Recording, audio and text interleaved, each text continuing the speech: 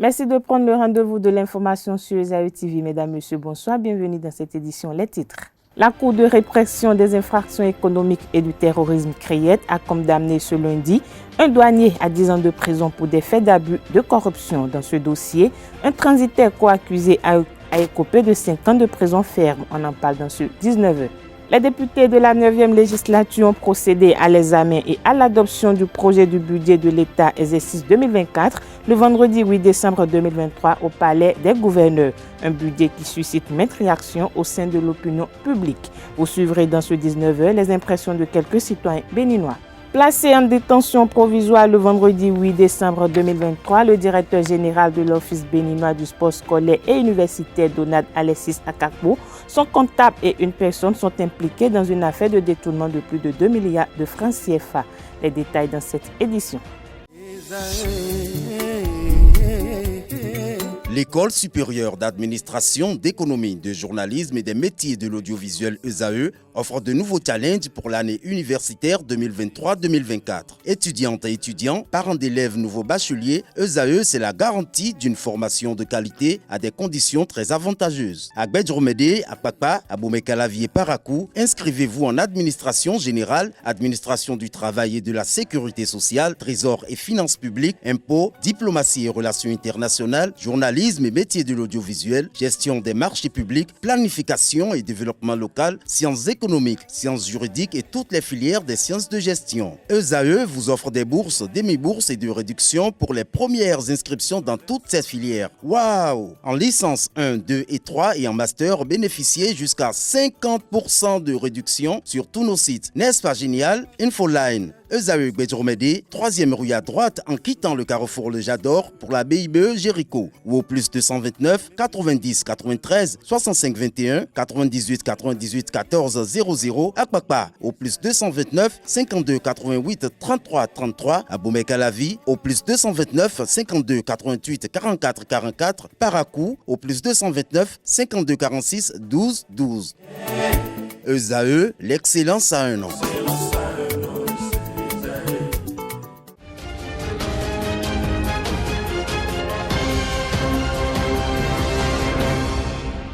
À nouveau, bonsoir. Poursuivi dans un dossier de non-déclaration à la douane de marchandises en provenance du Togo, un douanier et un transitaire sont désormais fichés sur leur sort. Le douanier et le transitaire auraient facilité une opération de non-déclaration dont le préjudice est estimé à 365 millions de francs CFA. Les faits remontent à 2021. Les 3 douaniers et un déclarant ont été placés en détention provisoire. Le dossier a été ensuite envoyé en instruction. Deux des douaniers ont bénéficié d'un lieu à l'issue de l'instruction. Libéré sous caution, le 3e douanier est poursuivi sans mandat de dépôt. À l'audience de ce lundi, le juge a condamné le douanier à 10 ans de prison ferme et 5 millions d'amende pour abus de fonction et blanchiment de capitaux. Le transitaire a été condamné à 5 ans de prison ferme et 5 millions de francs CFA pour complicité d'abus de fonction et blanchiment de capitaux. Les 2 prévenus sont condamnés à payer solidairement 450 millions de francs CFA à l'État béninois. Je l'annonçais à l'entame de cette édition réunie en session ordinaire le vendredi 8 décembre 2023. Les députés de la 9e législature ont adopté le projet de loi de finances gestion 2024 du Bénin. Le projet de loi qui leur a été soumis par le gouvernement a été voté par 82 voix pour et 27 voix contre. Quelques citoyens béninois commentent ce vote. Ils sont au micro de Quentin Amoussou. Aujourd'hui, avec Talon, nous sommes à 600 milliards de recettes. Et aucun régime n'a jamais fait recette de 100 milliards pour les impôts. Aujourd'hui, nous sommes à 800 milliards des impôts. L'électricité à 400 milliards. Si le Bénin aujourd'hui est sorti des 27 pays les plus pauvres du monde, c'est grâce à Talon. C'est-à-dire qu'on a les moyens. Si je dis, on a les moyens de mobiliser les 4 milliards. Je vois que c'est trop parce que les recettes, nous n'avons pas de ressources minières. Nous n'avons pas... Aujourd'hui, il faut voir le port de Cotonou qui est en perte de vitesse et on va mettre tous ces budgets-là sur le dos des citoyens béninois. Ils ont déjà voté. Bon, je dis bravo. Parce qu'il ne s'agit pas d'annoncer tant de milliards à l'horizon 2025, 2024-2025 et être incapable de satisfaire l'attente du peuple. Ou autrement, c'est que c'est encore une manière de dire aux citoyens de serrer les ceintures. Je dis qu'on a les moyens. Si je dis on a les moyens de mobiliser les 4 milliards, ce n'est pas ce que en 2012 que Javon a dit à Yaéboni que tu paies des salaires sur des prêts. Donc Yaéboni avait payé des salaires sur des prêts, mais Talon voit que c'est avec les propres fonds du Bénin que Talon fait travailler, que Talon paie des salaires. Normalement, c'est ça en fait. C'est ça que je dis aujourd'hui que tu vas voir, il faut ce que la douane donne. 600 milliards, les impôts, 1000 milliards et 800 milliards. Donc, l'électricité, 400 milliards, on va en trouver. Il y a de l'argent dans le pays. C'est parce que, bien avant, c'est la corruption qui fait chaud là, qui prenait tout ça là. Est-ce que ce budget-là va permettre au social de pouvoir fêter et de bien rentrer dans l'année 2024? Bravo que le budget ait atteint ce seuil, mais que ça atteigne nous, citoyens lambda que nous sommes. Nous voulons que ce budget-là, nous le sentons, parce que le gouvernement est content d'avoir plus de 3 000 milliards comme budget. Nous demandons simplement au gouvernement, lors de l'exécution du budget, que nous, citoyens, nous le sentons. On doit chercher encore des centaines de milliards ailleurs. Ça a été toujours comme ça, tous les ans. Donc, il faut aller chercher encore de l'argent ailleurs, en dehors de ce qu'on pourra mobiliser à l'intérieur du pays. Et sur ce point, je fais confiance à notre ministre des Finances, M. Ouattara, et aussi le ministre Aboulaye Bianchene. Ce que nous voulons, que le budget soit bien exécuté et que tous les Béninois trouvent leur compte dedans. C'est le gouvernement qui a voulu, après 1000 études, qu'on ait un budget de 3 milliards ou bien combien de milliards ensemble. C'est que le gouvernement doit avoir les moyens de les mobiliser. Ne pas avoir les moyens et crier tant d'argent dans le pays, quelque part c'est grave. C'est grave. Et je ne sens pas incapable, le gouvernement d'aujourd'hui, rechercher tant d'argent pour mon pays. Sinon, moi, en tant que citoyen, c'est un honneur d'entendre que mon pays a un budget du genre. Le budget de l'État exercice 2024 adopté le vendredi 8 décembre 2023 à l'Assemblée nationale n'a pas eu le vote favorable des députés du parti l'opposition. Seul le deuxième vice-président de l'Assemblée nationale a pris le compte-pied de ses camarades du parti Les Démocrates. Une option que le député Basile Arrossi a justifié ce dimanche 10 décembre lors d'une émission.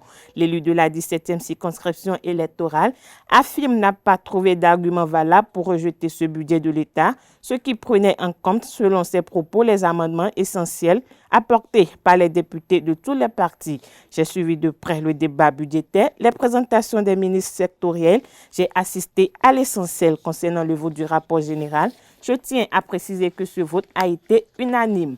Les 109 députés de toutes tendances confondues ont voté. Nous avons tous voté en faveur du rapport général. Or, le rapport général représente déjà le budget, tout ce qui y est contenu. Les amendements que nous avons introduits nous sont présentés, puis nous avons voté. Les démocrates ont voté, a justifié le député Basile Arrossi. Les femmes Fierté Roufon ont récompensé les meilleurs élèves de l'année scolaire 2022-2023 le vendredi 8 décembre 2023 lors d'une cérémonie fort simple dans l'antre de leur ancienne école, le lycée des jeunes filles Oufon d'Abomey. Le reportage avec Setondelarius Adjagbeno. Les femmes Fierté Oufon, vocable de l'association des anciennes lycéennes des promotions 64 et 77 du lycée Oufon d'Abomey, promeuvent l'excellence en primant les 2 premières de chaque promotion au titre de l'année scolaire 2022-2023. Cette cérémonie de remise de prix aux meilleurs du lycée fait date depuis la création de l'association en 2020. Ce n'est pas seulement pour nous retrouver entre anciennes du lycée que nous avons formé l'association Femmes Fiacté Oufou. On s'est dit, au-delà de nous retrouver entre anciennes lycéennes, on veut aussi venir vers vous, nos jeunes enfants, nos petits-enfants, pour vous stimuler à travailler mieux que nous. Je veux dire mieux que nous. Bon, autant que nous, mais on souhaite que ce soit mieux que nous pour être les cadres de demain, comme nous l'avons été hier. Nous sommes très, très attachés à ce lycée parce que c'est nous, c'est là qu'on a vécu les meilleurs moments de notre vie. L'adolescence, c'est le meilleur moment de la vie. Quand on grandit là, les problèmes commencent. Maintenant, vous n'avez aucun problème. Tout ce qu'on vous demande, c'est d'étudier. Tout. De la 5e en terminale, la présidente Aboudou et les fanans de Oufon City ont offert des fournitures scolaires aux récipiendaires, plus un tissu aux premières. La meilleure manière pour celles-ci d'exprimer leur gratitude à leurs devancières, c'est de maintenir le flambeau de l'excellence allumé. Nous vous remercions beaucoup de cette attention à notre égard et nous vous promettons de faire davantage afin de former des élites comme vous demain. Hormis les prix, les femmes Fiacté Oufon ont répondu spontanément à une doléance des responsables du lycée en leur donnant une enveloppe financière symbolique afin de contribuer à l'achat des produits et consommables médicaux à l'infirmerie. Vous pensez toujours à la source. Vous avez été formés ici et malgré tout, vous revenez pour nous accompagner. Que Dieu vous en soit reconnaissant. Que les âmes de ces enfants naïfs vous accompagnent et vous protègent pour que vous puissiez bénéficier de la grâce de bonne santé et de longévité pour pouvoir nous accompagner le plus longtemps possible. Lors de leur précédente descente en octobre 2022, les femmes Fiacté Oufon ont, en plus des prix au meilleur, renforcé la bibliothèque du lycée en ouvrages didactiques. Parlons accident de circulation. Dans cette édition, une collision entre un autocar transportant 15 passagers et près de 400 bêtes en provenance de Malanville et un camion citerne a causé des pertes en vies humaines ce lundi. Selon les informations, l'accident s'est produit aux alentours de 3 h du matin ce dimanche 10 décembre 2023 dans l'arrondissement de Kéré à Dassa. Ce drame a été causé par un dépassement dangereux et une vitesse excessive. Au moins 5 personnes sont décédées. 4 autres ont été blessés et transportés à l'hôpital de zone de Dassa. Dans le même temps, 247 moutons ont péri dans l'accident. Le conducteur du camion citerne est en fuite. Le Centre des œuvres universitaires et sociales d'Abomey-Calavi COUS-RC a organisé le jeudi 7 décembre dernier les premières journées sportives et culturelles des étudiants en situation de handicap au campus d'Abomey-Calavi. Le reportage avec Setondelarius Adjagbeno. Les étudiants en situation de handicap ne vont plus rester en marge des activités artistiques, culturelles et sportives organisées sur les campus sous la coupole du Centre des œuvres universitaires et sociales d'Abomey-Calavi, COUS-AC. À compter de ce jeudi 7 décembre 2023, le COUS les intègre à ces événements pour contribuer à leur total épanouissement. Le 14 juillet 2022, nous avions fait un atelier avec les étudiants handicapés pour voir avec eux comment les intégrer dans les activités artistiques, culturelles et sportives. Et ils ont fait part de leurs doléances et c'est la concrétisation aujourd'hui de ces doléances-là. Nous leur avons consacré cette journée pour leurs activités culturelles et sportives. À cette première édition, les participants ont montré leur potentiel en goalball, en handi basketball et en scrabble, même si Dame Nature a écouté leurs prestations. J'ai été vraiment émerveillée par toutes leurs prestations cet après-midi et je vois qu'ils sont des sportifs de haut niveau.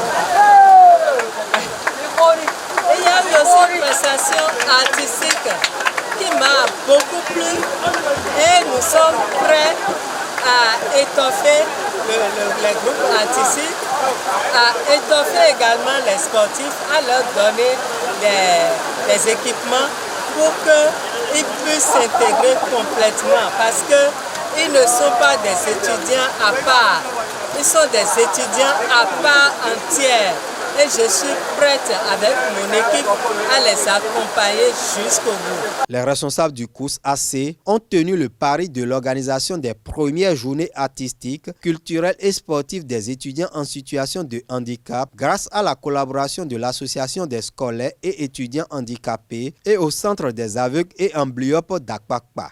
Je ne veux pas finir mon allocution sans remercier une fois encore les autorités du COUS AC, en l'occurrence sa directrice, et réitère la disponibilité de l'Association des scolaires et étudiants handicapés pour toutes sortes de collaborations et de coopérations pouvant contribuer à l'épanouissement socio-éducatif des étudiants handicapés en République du Bénin. Merci Madame la directrice, merci chers participants qui avaient bien voulu montrer de quoi sont capables les personnes handicapées et montrer aussi tout le potentiel que vous avez chacun en vous et qui doit pouvoir contribuer au développement de notre nation. Les organisations estudiantines expriment leur reconnaissance au COUS AC par la voix du président de la Fédération nationale des étudiants du Bénin, FNEB. Je voudrais tout d'abord remercier le Centre des universités sociales par sa directrice qui a bien voulu que cette activité se perpétue. L'année dernière, c'était une activité de réflexion sur la perception culturelle des personnes handicapées. Cette année, il y a eu une innovation. Nous sommes allés au sport et il y a eu déjà 2 disciplines. Cela démontre déjà qu'il y a une avancée et nous sommes sûrs que l'année prochaine, nous aurons encore d'autres activités au profit des personnes handicapées. Tout à fait. La direction du COUS AC ambitionne intégrer le handisport au championnat pluridisciplinaire et aux Jeux intercampus dès l'édition 2024. Les fidèles de l'église La Mission évangélique La Flamme du Christ ont reçu la visite ce dimanche 10 décembre du pasteur Pablo Sergio, moment de partage et de parole de Dieu et d'enseignement. Le point dans ce reportage avec Francis Fahmy. Tu es tout pour moi. C'est dans cette ambiance que les fidèles de la mission évangélique La Flamme du Christ ont célébré le Seigneur ce dimanche. Le message du pasteur Pablo Sergio a créé des moments de partage que les fidèles chrétiens ont appréciés. J'ai été beaucoup satisfait de la prestation du pasteur. Son message a vraiment touché mon cœur. Ses prières, ses bénédictions, j'ai beaucoup aimé sa prière. Je lui souhaite beaucoup de bonheur et je voudrais qu'il revienne encore nous prêcher de bonnes paroles dans les jours à venir, dans les années à venir. Today's service, I love it. It was very different. I expect this man of God to be here once again in the next coming time. I'm very happy to see him. We celebrate him, we adore him, we love his style of preaching today. Oui, l'engbokoto gosi togudo boa plom yegbe o. Newe nyi bo mi ranze do a zowiwa me. Mara monte morodo mo fenu ma auton yido pesa mi ton le do a cho mi ton le me do yi mi ton le kodo wiwa mi ton le ko me.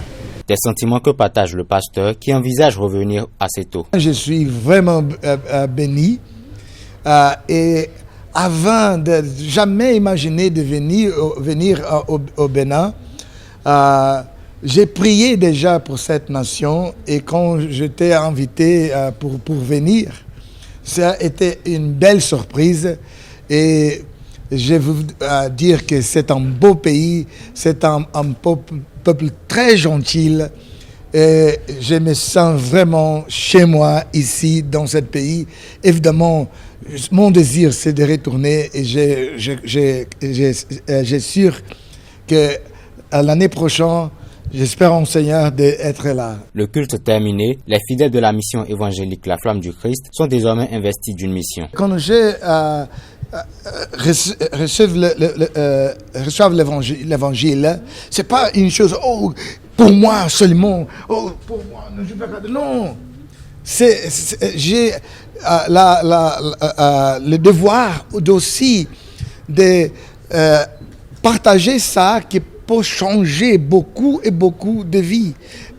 Et ça, c'est notre mission. Jésus nous a ordonné de faire des disciples de toute nation, pas seulement dans notre quartier, mais dans toute nation. L'église évangélique La Flamme du Christ continue à édifier ses fidèles en cette fin d'année. Cette édition se poursuit hors de nos frontières au Tchad alors que la campagne référendaire entre dans sa dernière semaine. La classe politique s'active avant le vote sur la nouvelle constitution prévue pour le dimanche 17 décembre prochain. N'Djamena ce week-end a été ainsi rythmé par les meetings des différents partis politiques. Le texte adopté en juin par le Parlement de transition est censé instaurer un retour à l'ordre constitutionnel et mettre fin à la transition ayant suivi la mort de l'ex-président Idriss Déby. Il reprend l'architecture consensuelle de la loi fondamentale de 1996 et sur la question centrale de la forme de l'État, promet une décentralisation avancée plutôt qu'un fédéralisme.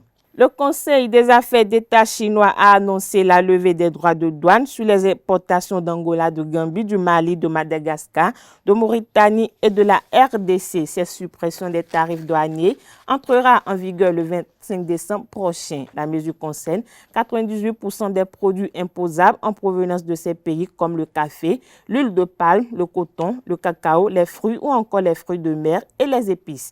Il est à noter que tous ces produits étaient jusqu'à présent taxés à leurs arrivées en Chine.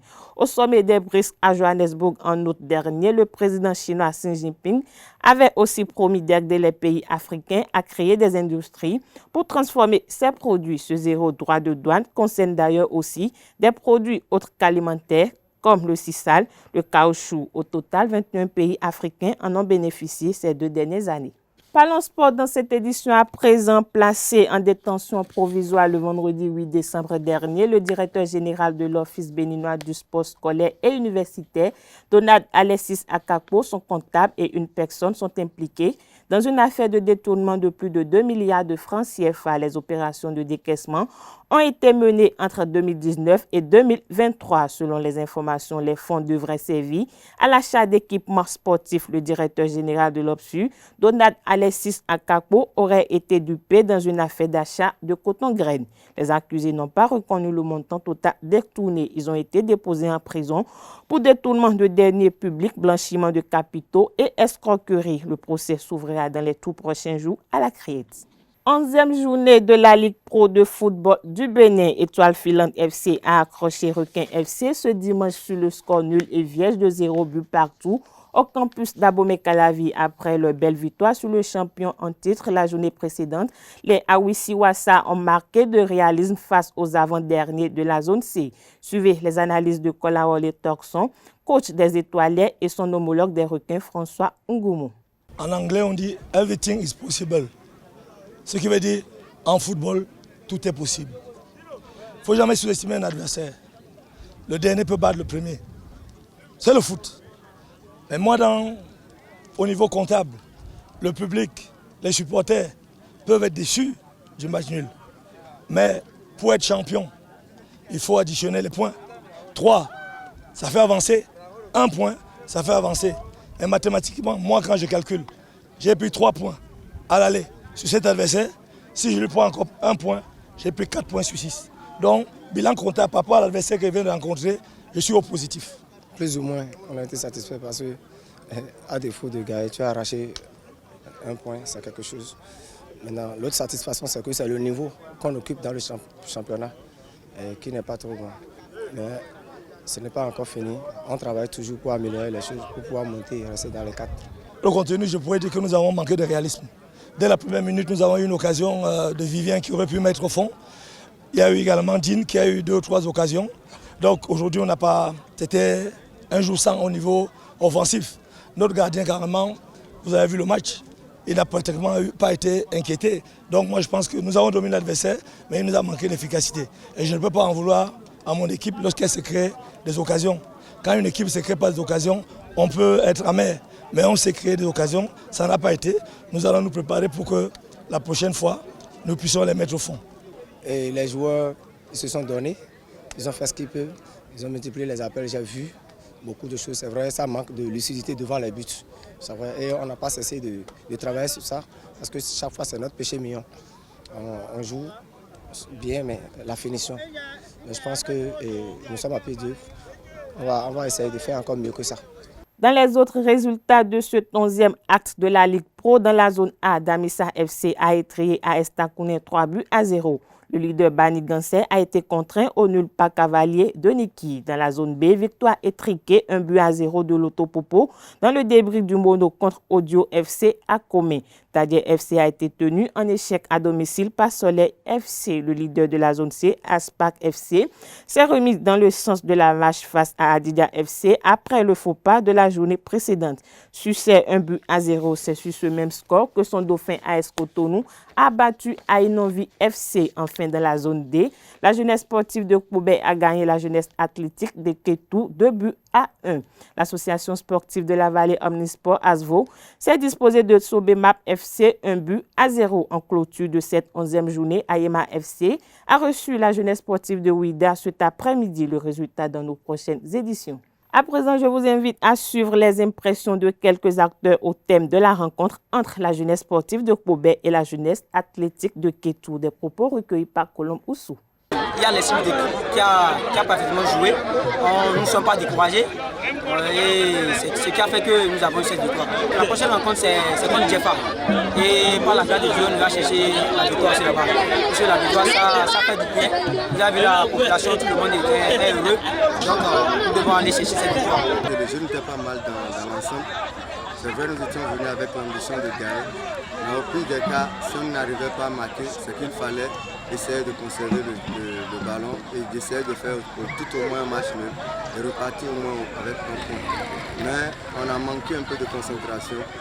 Premier but, c'est venu sur une erreur du gardien. Le ballon qui devait pousser, botter hors de sa surface, il a voulu l'arrêter, le ballon lui a échappé et puis directement ça allait dans les filets. Vers la fin, on a égalisé et vers la fin, on essayait de conserver et aussi de pousser durant les rares occasions que nous trouvions. Mais on a encore manqué d'erreurs de concentration de notre défense. Il fallait tout au moins garder les adversaires un à un et essayer de les empêcher de toucher le ballon. Mais le marquage n'y était pas. Un joueur était libre, il a retrouvé le ballon et puis directement, lui n'a même pas réfléchi à taper dans les filets. Donc c'est des choses qui arrivent, c'est vrai, mais nous allons travailler sur ça. Et le championnat, c'est un peu long. Nous allons essayer d'essayer de conserver encore notre position et de marquer, d'essayer de gagner au moins les 3 points des matchs prochains. Avec le match que nous venons de perdre aujourd'hui, c'est sûr que nous allons un peu descendre, mais nous allons essayer à l'avenir d'essayer encore de conserver notre position, de chercher à gagner les matchs à venir pour pouvoir remonter dans le classement. Chaque fois que la Jacques doit jouer avec la GSP, c'est un derby. Nous sommes tous les deux proches, nous sommes des frères, des équipes sœurs.